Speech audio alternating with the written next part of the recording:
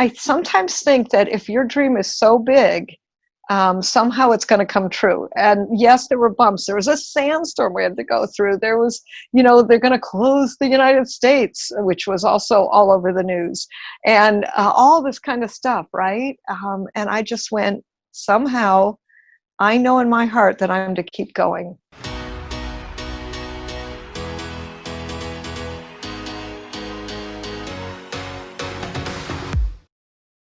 I was in a beautiful, very enlarged environment, meaning there were like 500 people at this conference, really in the middle of the start of the breakout of the conference, right? We're at this beautiful Ritz-Carlton in Cairo, Egypt. I'm speaking, I'm creating relationships. And then what was interesting is that I was actually supposed to go to the London Book Fair because I help self-published authors get foreign rights deals. That's one of the things I do. So I'm supposed to be going to the London Book Fair after Egypt. Well, that was canceled actually while I was in Egypt with very little warning. So you ask, well, was this instantaneous? Let me say that I went through five reiterations of what the trip could possibly be next. Wow. And part of that, my first choice was, well, I'm in Egypt. Let's go to the ancient temples. Let's go see these beautiful places I've always wanted to see. And I actually had the whole thing planned. I mean, spent hours on it, working with it with a travel agent in Egypt that I had met. And then she called me and she said, I hate to tell you this, but there's been an outbreak down there and I don't think you should go. I'm like, okay. And then funny enough, I was going to go overland because that was only on the cruise ships that had happened. So next I'm going to go overland. Okay. And then my travel agent in America said, I don't know, that's such a great idea, blah, blah. And then we took my same trip and I thought, well, I'm in this part of the world. I've always wanted to go to Petra, Jordan, and literally ended up going there because we took all, the logistics of what I had. My plane fare matched it exactly. And off I went to Petra, Jordan. And you know what? That, funny enough, because we were in the middle of all this craziness, we could not get a hold of a travel agent in Jordan to help organize this trip to the holy sites and to go to Petra and all this stuff. So we organized one person to pick me up at the airport. And that was all we could do on such short notice. That one gentleman, of course, what happened? He helped plan the rest of the trip. And so part of that was flexibility, adaptability. Part of it was faith and patience. Part of that was jumping into the unknown and knowing that if I landed in Jordan and couldn't figure out where to go next, I knew somehow that I would figure it out, right? And I knew that something would work out because I've traveled enough that I know that. And I don't know that most people would have done that, landing in Jordan without anything known next. And the reality was that I actually had 2 tours to pick from because, people were so hungry for business because of obvious reasons, because of the virus. So, there's a great saying, blessed are the flexibility so that they shall not be broken, right? And I think flexibility is so key. So because I was flexible, I was able to do what I wanted to do. And I will tell you, there were moments of fear. When I was in Jordan and I heard a televised, news broadcast, and I'm getting texts from friends, oh my God, you got to come back, you got to come back. People were in their fear. And I remember just like tuning in, like, I just got to Jordan, literally. And people were texting me going, you've got to come back. They're going to close the United States. Well, something in me said, I can be here and I'm going to do this trip because it was like a God thing. I felt like this whole journey was watched over, right? Because I was actually protected from going to certain places. I was redirected. I was like, all this stuff worked out, right? And what I know about when that's happening in my life, that everything just is flowing in the way it's supposed to flow, maybe not with rapid succession, maybe not completely easy. But I knew that you don't just land somewhere that your heart has called you to be and then have to turn around and go home. So I just decided I was going to do it. And by golly, I got back into San Francisco one day before shelter-in-place orders. The CDC was all set up at the airport. There was, chaos, and I just dealt with the chaos for when I got home.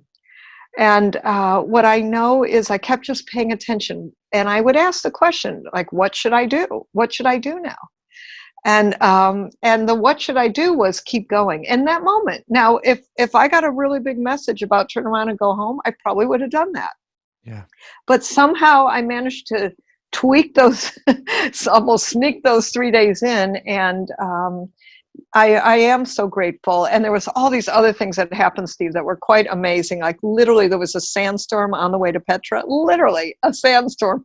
And I'm thinking, all right, God, I've come all this way. Now I got a sandstorm, Yeah. And it was like, please just make the weather good so that I can walk into Petra, which is one of the most ancient sites in the world. So beautiful, thousands and thousands of years old. And by golly, the sun was shining that next day, and it lasted till about 2 p.m. when I walked all the way into Petra to the places I wanted to see, and then it started pouring rain, literally, like 2:30 in the afternoon. And I just came out, with a horse and carriage and sopping wet. Oh well, and Wow. and a dream was fulfilled. And I do believe, because that dream was so beating in my heart, like, Petra is on my bucket list. And I sometimes think that if your dream is so big, somehow it's going to come true. And yes, there were bumps. There was a sandstorm we had to go through. Right. There was, they're going to close the United States, which was also all over the news, and all this kind of stuff, right? And I just went, somehow, I know in my heart that I'm to keep going. And I think you have to check in. I Yeah. could have gone either way, truthfully, Steve. I could have gotten back on a plane and went, time to go home. Probably most people would have done that. Maybe I'm not so sane. I don't know. what I do know is that I felt that I'd come this far, and I felt like there was sort of a God thing the whole way, that I'd been Right. protected and watched over and guided, and I follow that. Well, and you said so many things there, and it's beautiful. It's because I believe this. And do you find this, like, I didn't always do this. Sometimes I would burn through the hotness, or like, go through the pain, that whole no gain, no pain thing that we've, many cultures have been brought up with. But I find now, when I'm in the bliss of where I'm supposed to go, it's when it all comes together. And the couple things that you said that I picked up on very specifically was, it was the exact same airfare that I was able to go to Jordan. It's like, okay, there's like, I look at those as little checkpoints or signs.